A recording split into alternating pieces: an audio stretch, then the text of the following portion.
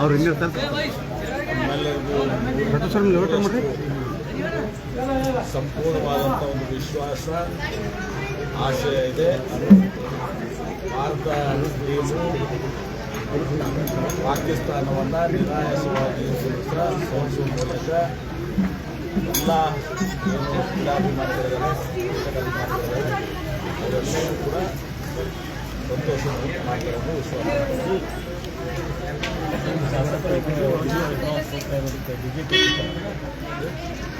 ಶಾಸಕರು ಏನು ತಪ್ಪಿದೆ ಅವರ ಗುಂಪುಗಾರಿಕೆ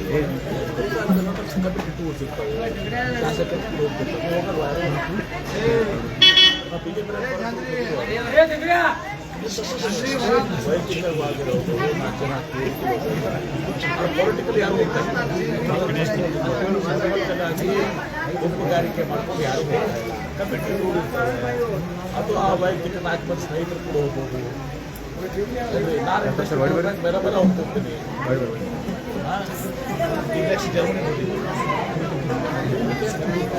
ಒಬ್ಬರೇ ಹೋಗೋದಕ್ಕೂ ಗುಂಪಾಗಿ ನೋಡಿ, ರಾಜಕೀಯವಾಗಿ ಯಾರು ಹೋಗ್ತಾ ಇಲ್ಲ, ರಾಜಕೀಯಕ್ಕೋಸ್ಕರ ಯಾರು ಹೋಗ್ತಾರೆ, ಯಾರು ಹೋದ್ರು ಕೂಡ ಸ್ನೇಹಿತರು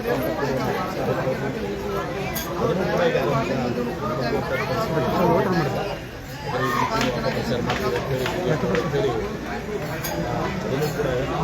ಬೆಂಗಳೂರಿಂದ ಹೋಗ್ಬಾರ್ದಂತೆ. ಸಾವಿರ ಜನ ಸರ್ಕಾರ ಪೂರೈಸಿದ್ದು 60% ಈಗ ಇವರು 4 ವರ್ಷ ಇದ್ರಲ್ಲ, 4 ವರ್ಷ ಏನು ಮಾಡಿದ್ರು? ನಾವು ಸುಮಾರು 70,000 ಕೋಟಿ ರೂಪಾಯಿ ಅಷ್ಟು ಗ್ಯಾರಂಟಿಗಳ ಹಣ ಕೊಟ್ಟಿದ್ದೀವಿ. ಅಭಿವೃದ್ಧಿನೂ ಕೂಡ ನಡೀತಾ ಇದೆ. ನಿನ್ನೆ ಐತಿಹಾಸಿಕವಾಗಿ 2,30,30,000 ಇವತ್ತು ನಮ್ಮ ಏನು ಭೂಮಿ ಕಾರ್ಡ್ಸಲ್ಲಿ ಕೊಡುವಂಥದ್ದು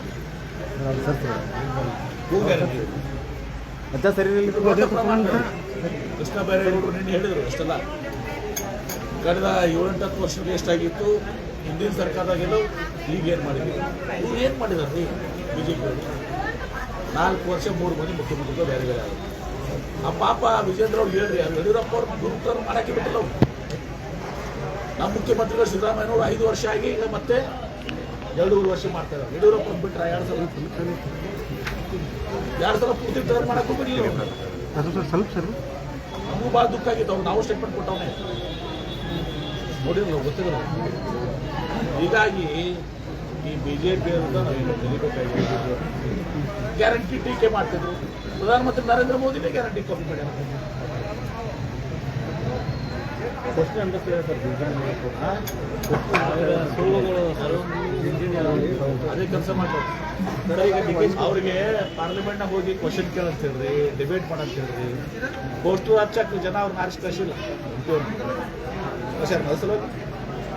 ಅಲ್ಲಿ ಹೋಗಿ ಚರ್ಚೆ ಮಾಡಂತ ಹೇಳ್ರಿ, ರೈಲ್ವೆ ಬಗ್ಗೆ ಚರ್ಚೆ ಮಾಡಂತ ಹೇಳ್ರಿ, ಆಮೇಲೆ ವಿಜಯಪುರದಾಗ ಔದ್ಯೋಗಿಕವಾಗಿ ಚರ್ಚೆ ಮಾಡಂತ ಹೇಳ್ರಿ, ವಿಮಾನ ನಿಲ್ದಾಣದ ಬಗ್ಗೆ ಚರ್ಚೆ ಮಾಡಕ್ಕೆ ಹೇಳ್ರಿ.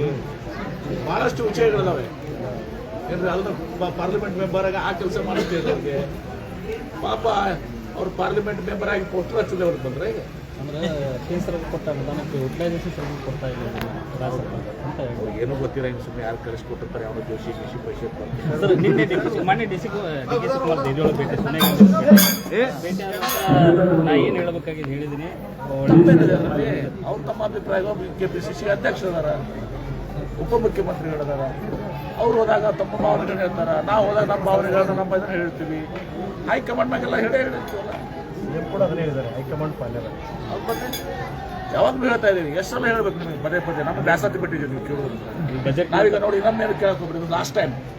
ಪಕ್ಷದಲ್ಲಿ ಹೈಕಮಾಂಡ್ ಫೈನಲ್ ಅಂತಿಮ.